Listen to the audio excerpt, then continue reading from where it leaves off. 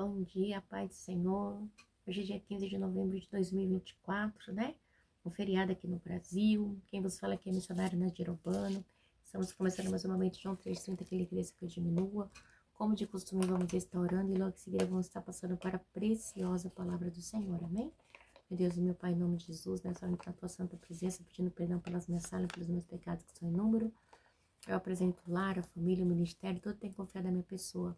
Apresento também, meu Deus, a vida desse irmão, dessa irmã que vai estar do outro lado da vida da meditação dessa palavra. Que eu possa estar alcançando, guardando, livrando, libertando, cortando o laço, quebrando o laço, desfazendo toda a obra das trevas. Em nome do Pai, do Filho e do Espírito Santo de Deus. Amém? A santa preciosa palavra do Senhor está em Atos 25, diz assim: o julgamento perante Festo, de Paulo, tá? 3 dias depois de chegar à província, Festo subiu de Cesareia para Jerusalém, onde o chefe dos sacerdotes judeus mais importante compareceram diante dele, apresentando as acusações contra Paulo. Meu Deus, meu Pai, em nome de Jesus, essa tua santa palavra.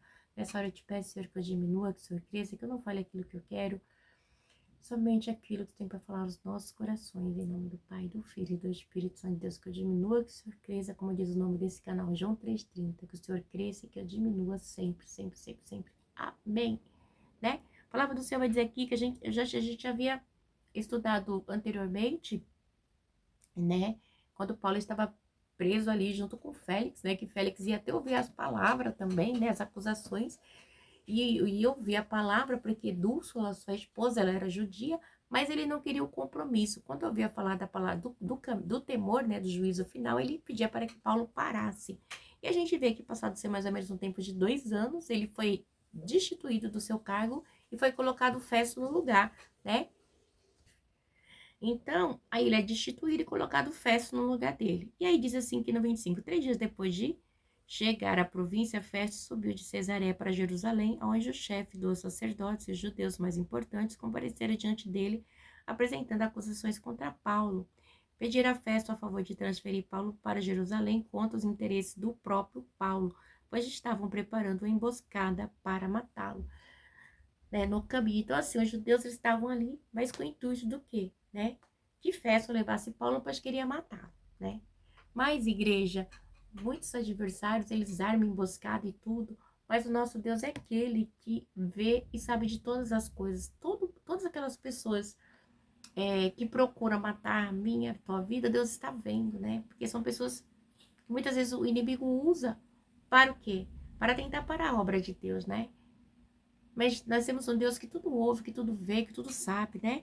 E Festo respondeu: Paulo está preso em Cesareia e eu mesma vou para lá. Breve desçam comigo alguns dos seus líderes e apresente ali acusações que tem contra este homem, se realmente ele fez algo de errado.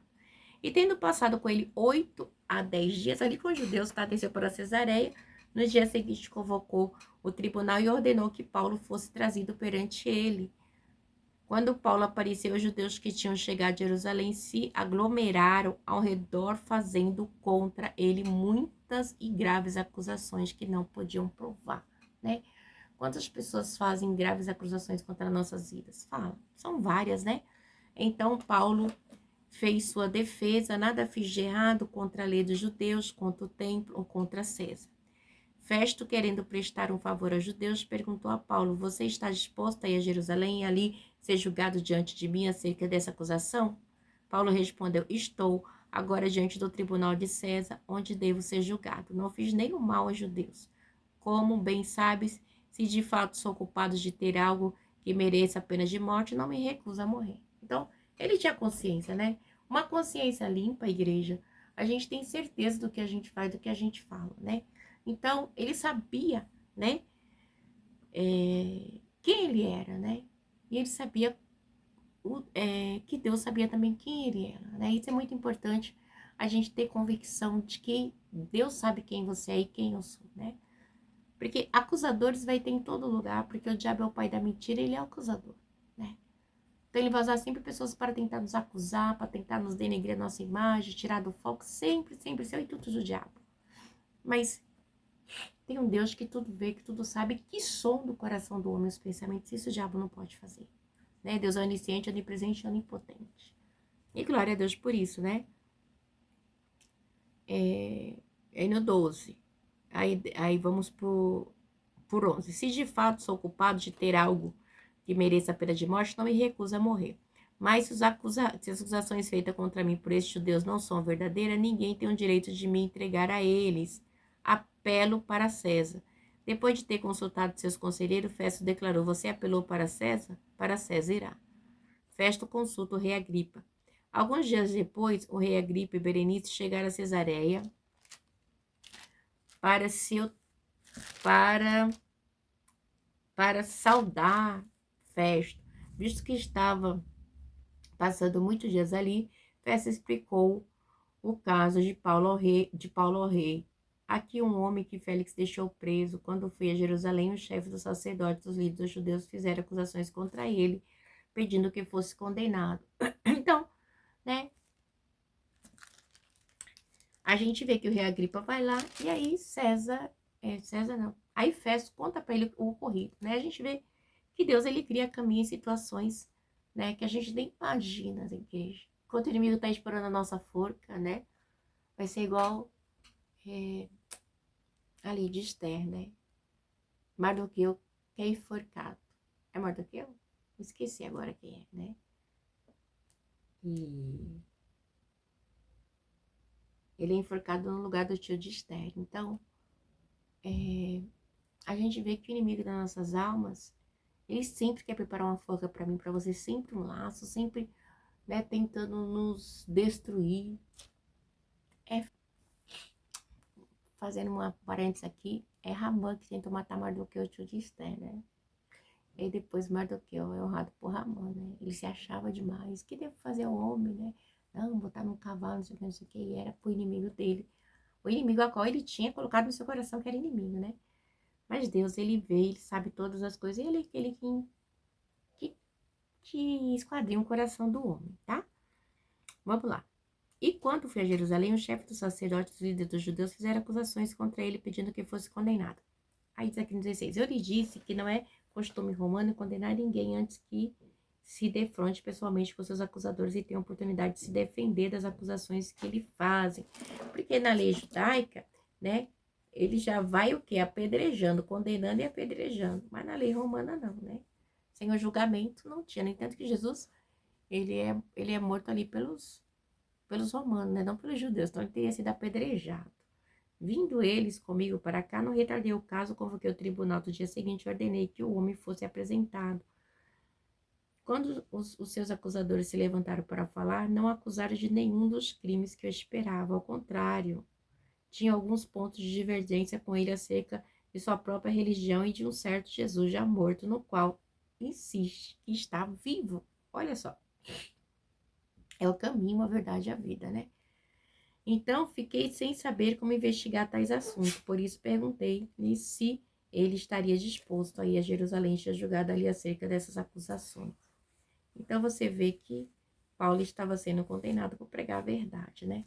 Por falar a verdade de um Cristo verdadeiro, né? Aramanassu decomanai, né? Então, é sempre que você vai falar a verdade, você é perseguido, né? Porque a palavra do Senhor, ela confronta, tá? Ela não veio para massagear ego. Ela veio para confrontar o nosso ego. E aí é diferente. Aí o bicho pega, né? Diz assim, no 20, fiquei sem saber como investigar tais assuntos, por isso perguntei-lhe se ele estaria disposto a ir a Jerusalém e ser julgado acerca das acusações. Igreja, quando você tem uma consciência limpa, como Paulo fala ali no capítulo 24, se não me engano, né? A gente faz as coisas de coração aberto, porque a Nassura me decoma na inocência, né? O caráter, né? Os acusadores eles estão para acusar. Eles estão para condenar, eles estão para apontar, né? Eles estão para persuadir. Mas nós estamos para clamar, para orar, para pedir justiça a Deus, né? Por nossas vidas, né? Porque Deus é aquele que vê tudo e que sabe. A gente só sabe aquilo e vê aquilo que está no nosso alcance, né? Mas Deus é aquele que sonda, esquadrinha, que no oculto ouve e sabe de todas as coisas. Então, diz no 21, apelando Paulo para que fosse guardado até a decisão do imperador, ordenei que ficasse sob custódia até que eu pudesse enviá-la a César. Então, Agripa disse a Festo, eu também gostaria de ouvir este homem. E ele respondeu, amanhã ouvirás.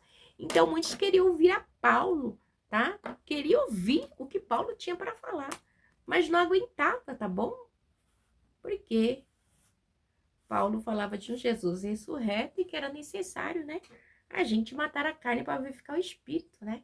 Porque Deus é espírito, como é que adora em espírito e verdade. Então a gente tem que matar a carne. Eles não aguentam isso, né? Quem disse que aqueles que é da carne aguenta matar a carne? Aguenta? Não, não aguenta, né? Paulo perante Agripa. No dia seguinte, Agripa e Berenice vieram com grande pompa e entraram na sala de audiência com os altos oficiais e os homens importantes da cidade. Por ordem de Festo, Paulo foi trazido. Então Festo disse: ó rei Agripa e todos os senhores, aqui apresento conosco. Vejam este homem.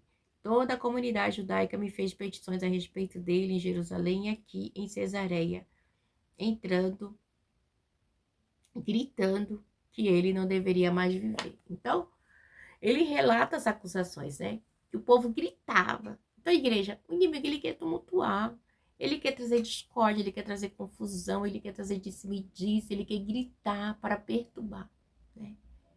E esses dias eu estava estudando, eu falei sobre perturbação, as coisas do diabo, que é para perturbar, para tumultuar, né? Para trazer confusão.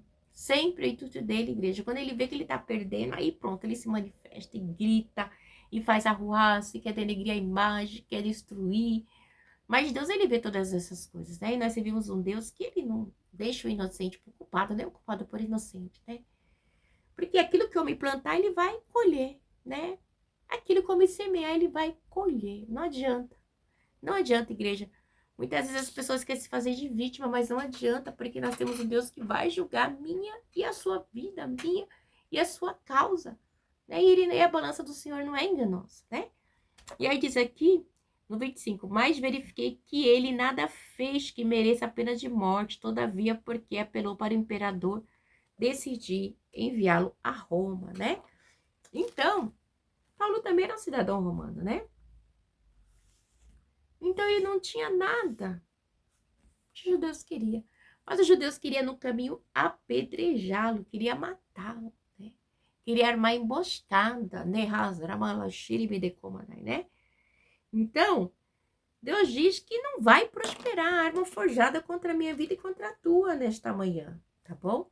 O inimigo pode até armar, mas Deus não vai deixar.